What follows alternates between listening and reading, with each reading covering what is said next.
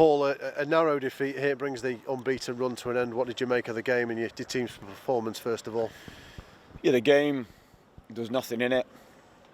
If anything, like, we probably shaded it in terms of chances or efforts or possession, but then our performance, we weren't as best. And yeah, the disappointing thing is the type of game we've lost, you know what I mean? If you produce a performance and it's gung-ho and it's end-to-end and someone's brilliant and beats you, but it was a nothing game that we probably shaded and we've come away losing 1-0, so that's the frustrations. Did you feel you should have created a little bit more today in front of goal and tested Bartosz Białkowski a bit more? Yeah, we wanted to. We just looked at like I said, the attempts both teams, and there was very little. I think all theirs were set plays. We had 1 or 2. But usually, even when we're creating a lot of chances, there's other areas where we're saying, yeah, but we could have had even more because we've got in these real good areas. Well, and we didn't today, and that was the difference. But like I said, we have been coming away from games where it's been tough, or we've had to put in a different kind of performance and winning. The disappointing thing is today it was a nothing game. It looked like 2 teams who played Wednesday night, you know. And I thought we start the game second half, came out strong and thought, here we go. You know, we've had that reaction, we're ready, and then they built a momentum with 4 or 5 corners on the trot, and it just disrupts everything. We wanted the flow of the game in open play, and obviously they're very dangerous from set plays. Do you feel like the levels today after playing in midweek and the 10 men and the victory that had an impact on today's performance? Well, no, because we've done it before, and we were okay. We just weren't where we want to be, you know. So yeah, there's bits in there I've said where we need to be better, but we know probably all areas we can play better than that. But like I say, that's just the frustrating thing, the type of game it was. We probably did shade it, but we've come away getting beat 1-0. In terms of their goal, I know John Egan seemed to be indicating that he might have been fouled in there. What's the view in the dressing room?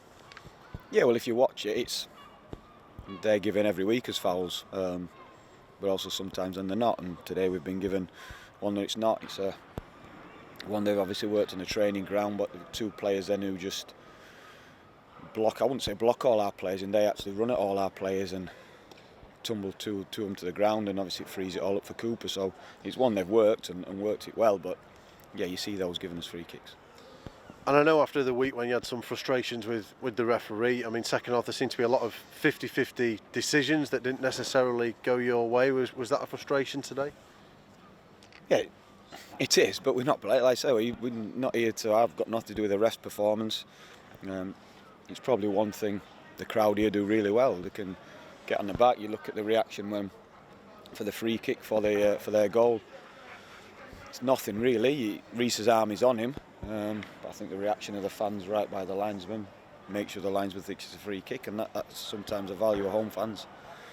In terms of the decision at the back, obviously Charlie Good wasn't available today. You gave Kieran Gordon the nod when you had Ben Davies available. What was you thinking in that? The balance, the right footer. We wanted to be able to keep the same sort of overlap and delivering forward passes from the right. Purely that, and Kai's done that in all his time at Sheffield United, and obviously had 3 cup games now and performed well. So yeah, he deserved the opportunity. The league debut for him today. I know there are a couple of bits of distribution he'll be frustrated with in the first half, but overall I think he showed that he can compete at this level. Yeah, steady. He's like I say, knows the game, gaining in confidence all the time by being around the players. He's obviously played in the League Cup to start with, and the FA Cup, and now the League. So bit by bit, he's ticked those boxes.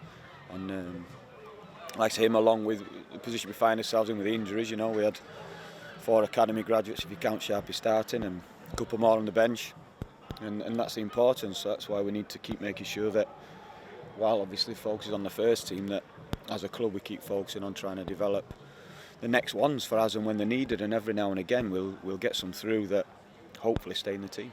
Do you feel like it's a big thing, a big message really, that people, you've said people will get your opportunity, well today shows that people will get an opportunity if they're needed? Yeah, I think, initially when I first began at Barnsley, we just had a young side and I had to play young players, and people say, "Oh, you do well with the young players," but we had to play, that's all we had. But then did it again at Leeds and at Hibs, and I just think if they're good enough, you play them. I think it sends a good message, keeps people on their toes, and it brings an energy to the group as well. But I'll go back to what I've been saying to you guys all the time as well. It only happens if you're good enough, and getting the debuts, probably the easy part. Staying in the team, whichever club you're at, against players with 300-400 league games is difficult, because they're there for a reason, and that's always the biggest step, if you like, for a young player. That transition from a young player with potential to a first team regular. Unbeaten runs over. Is it all about regrouping now and going again? Yeah, we'll be off tomorrow in Monday. Off again Tuesday, and we'll use these 3 days to really try and refresh and get ready for the hard work then for the next 2 games. Because like I say, we know it's going to be non-stop, and we've got non-stop till the Barnsley game right on international break. But we've been doing well at it, so we'll continue, we'll keep going, we'll keep working hard. Like I said, there's some good messages from today, some good reminders which we'll have to take from it. Also, results not good, like I said, we'll certainly use what we can out of it to make sure that we focus on us. Like I've said all the time, it's always down to us. We prepare for the other team, but I'm bothered about how we perform, and we'll get that going again for the Forest game. Any potential that anybody could be back for that Forest game already? Have you heard any more about Basham or anyone else? No, Bash is in a brace at the minute, trying to keep his legs straight and obviously take all the risk out of it. Hopefully he gets a quick recovery.